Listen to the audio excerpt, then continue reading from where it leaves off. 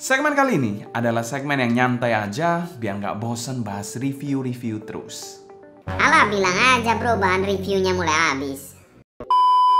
Iya juga sih, bahannya mulai habis. Oke, back to the topic. Kali ini kita akan bahas something yang spesial, yaitu adalah beberapa brand-brand personal audio asal Indonesia. Brand apa saja itu? Biar nggak penasaran, bumper dulu.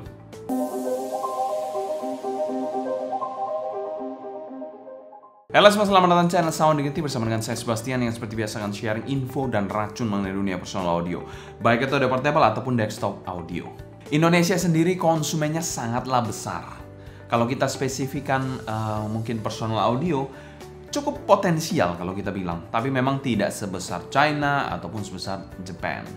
Di Indonesia pun cukup banyak brand-brand lokal yang berfokus pada personal audio. Kalau kita bilang audio sangat banyak memang, ada produsen mic juga ataupun barang-barang pro audio lainnya. Tapi kita akan spesifik lebih ke arah personal audio.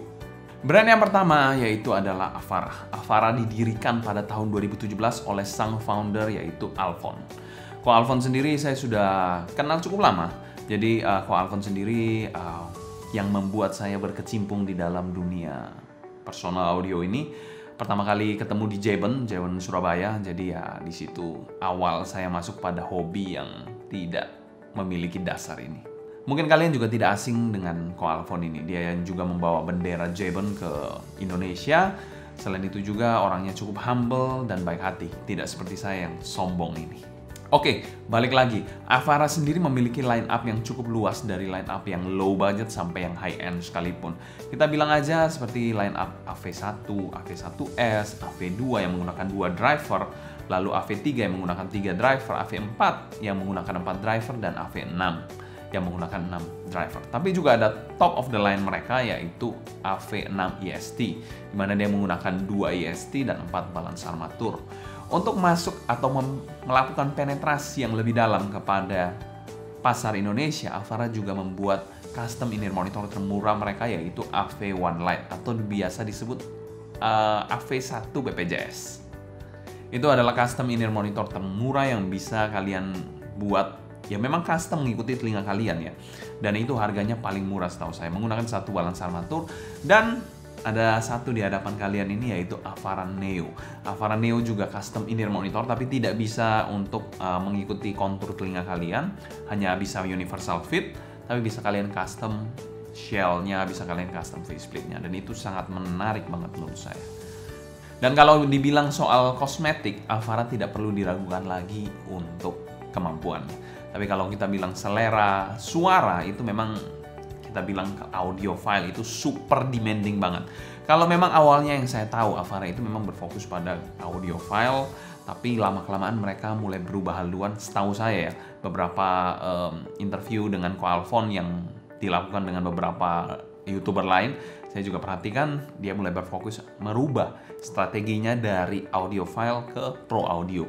Dimana kalau kita bilang pro audio itu lebih mementingkan reputasi yang dibentuk dari berapa lama line up atau sebuah in-ear monitor itu bertahan di pasar. Semakin lama akan semakin terkenal.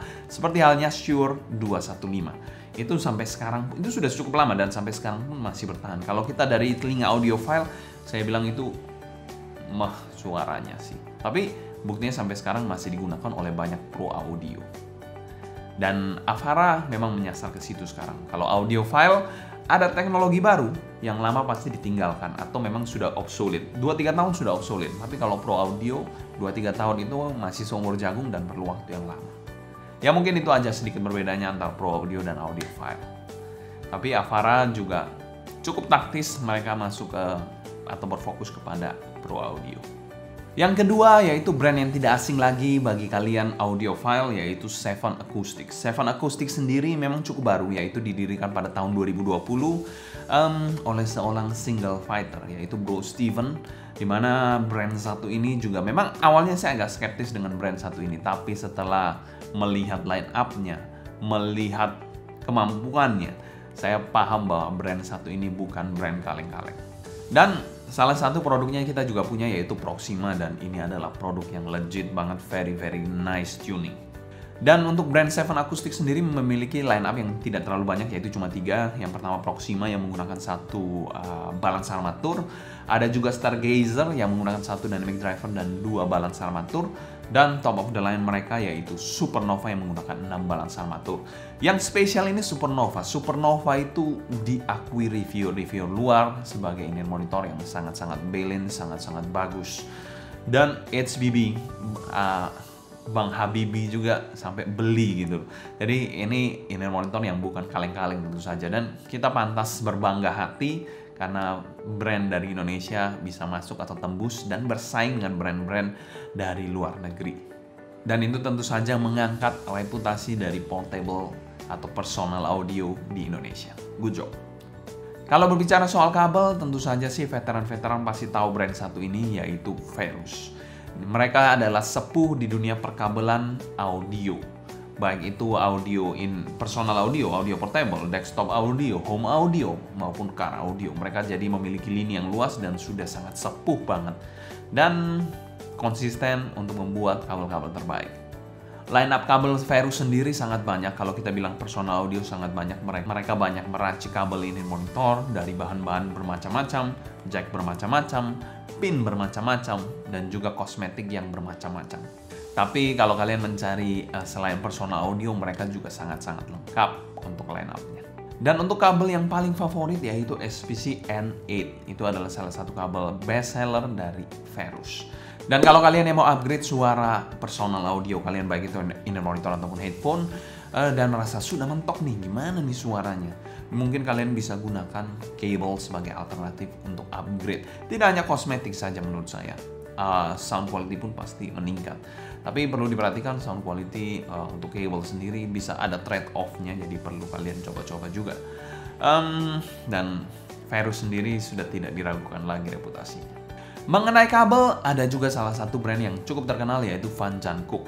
Pada awalnya mereka hanya menjual parts-parts audio, ya baik itu Grado, AirCap, ataupun part-part kabel dan lain-lain. Tapi sekarang mereka cukup berfokus untuk membuat kabel, di mana kabel mereka juga sangat menarik seperti line up FAT dan LAM. Itu adalah line up yang cukup affordable untuk sebuah kabel. Di mana barusan mereka juga merilis line up mereka yang cukup mahal, yaitu Palladium Silver dan German Silver. Itu sangat-sangat menarik juga. VGC selain menjual parts-parts audio ataupun kabel, mereka juga berkolaborasi dengan beberapa produsen earbud lokal, dan itu sangat menarik. Kita pernah membahas juga beberapa pembahasan mengenai earbud dari VGC ini. Kalian bisa cek aja di konten-konten lama atau video-video lama kita. Dan kalau kita bicara soal earbud, memang sangat menjamur di Indonesia. Untuk brand-brand lokal juga sangat banyak. Mungkin sekian dulu untuk sharing kita mengenai brand-brand Indonesia. Kalau kalian suka dan videonya rame, kita akan buatkan lagi brand-brand Indonesia lainnya. Mungkin juga kalau kalian pencinta earbud, banyak sekali earbud lokal yang layak untuk dibahas di brand-brand asal Indonesia untuk kelas personal audio. Atau mungkin ada brand-brand lain asal Indonesia yang mungkin saya belum sempat mention di sini, kalian bisa tulis aja di kolom komentar di bawah ya. Sekian dulu untuk video kali ini, saya Sebastian dari Sound Dignity pamit undur diri, sampai jumpa di video berikutnya. Happy listening, stay healthy, and ciao.